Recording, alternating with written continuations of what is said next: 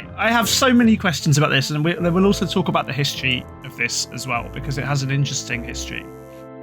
But so weirdly, the market that it claims to be filling is a shrinking one. So it's difficult to study like tattoo regret. Really, there's not that great stats on it, but it looks like, you know, something like 10-15% of people regret their tattoos, something like that.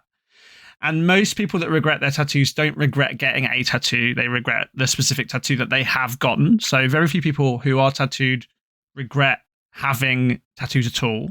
And the median age of regret, or period from tattooing to starting to regret having it, is lengthening, which indicates that people are less, you know, people are getting better tattoos. There's more of an acceptance of tattooing in culture.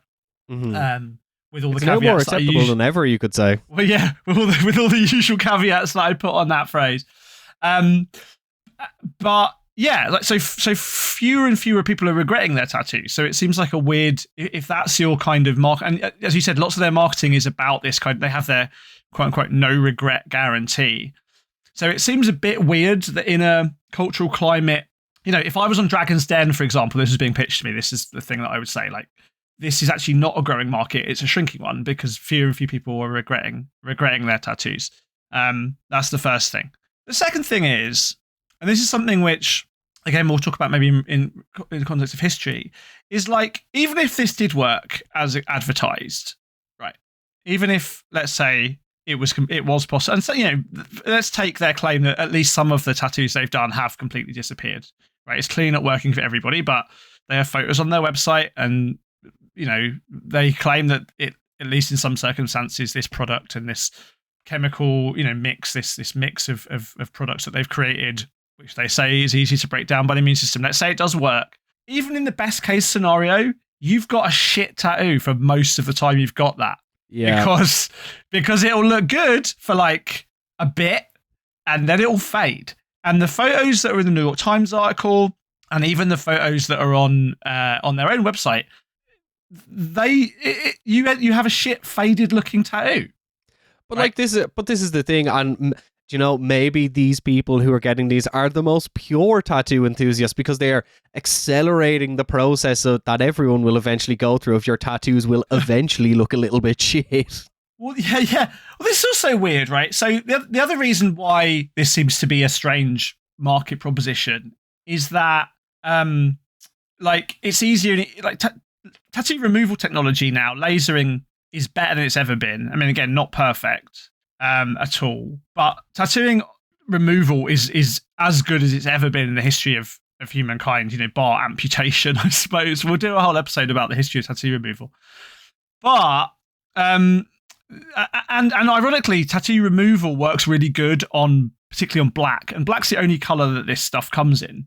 It's quite difficult to laser off light colors like yellow and white ink, but black ink is pretty straightforward to remove using traditional means. So even if you wanted a tattoo that you'd get rid of over 2 years, you could get a normal tattoo and then get it lasered off, right? For also probably cheaper. So their website says they charge for a small tattoo, and bear in mind they can only do black. So a single black line small piece on their website, they say they charge like $300. I think I have probably paid for 2 of my tattoos more than that. And look, you know, good artists charge $300 for small tattoos, for sure.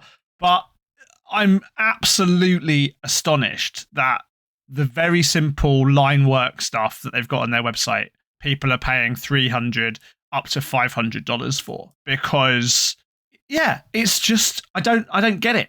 Pay for a normal tattoo, and then if you want to get rid of it, get it lasered. You know, like, what is the... Give me $20 million. Like, what?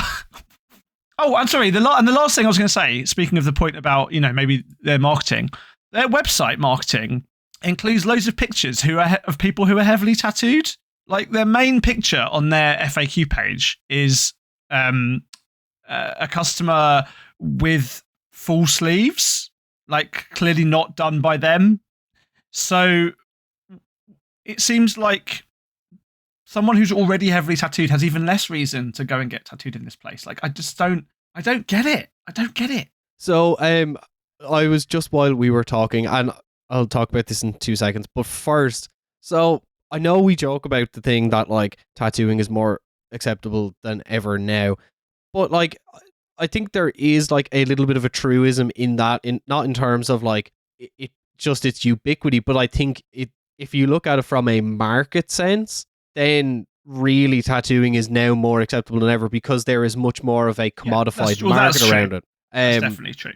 So obviously you will see like loads of products spring up and loads of like little cottage industries, one of them being Sanoderm. Thank you very much, Sanoderm, for sponsoring the show. Number one healthcare updated mid-roll ad for free episodes coming soon.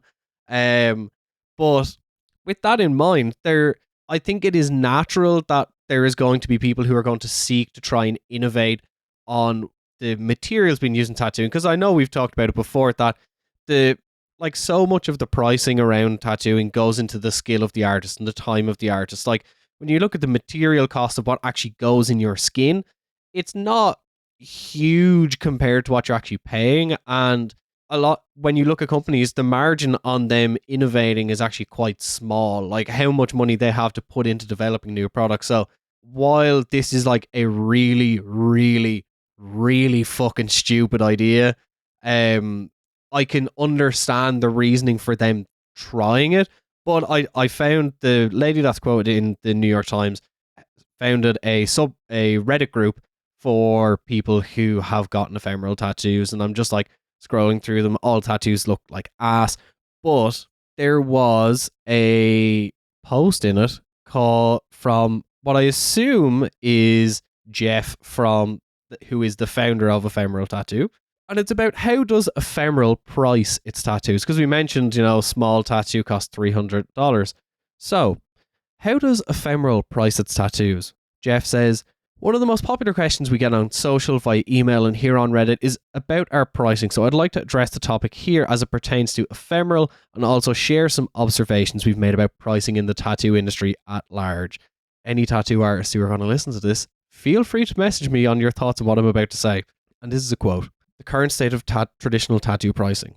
First things first, I'd like to debunk the myth that ephemerals cost more than permanent tattoos by highlighting there isn't a set standard for permanent tattoo pricing. Traditional tattoo pricing is in fact quite variable. Duh. Some tattoo artists have minimums, some price by the hour, and others might price at a fixed rate per tattoo piece. This becomes even more variable when you consider how pricing changes in a studio setting and from state to state, which all say that tattoo pricing is complicated, opaque, and has its own history. Ding, ding, ding. That's true. We'll talk about that at some stage. As an example, let's say you want a small, simple rose tattoo. In New York, you'll find some studios with minimums of $50, and others will say all the way up to their minimum is $700. Before launching, we studied this closely and through interviews with customers and artists saw some major problems.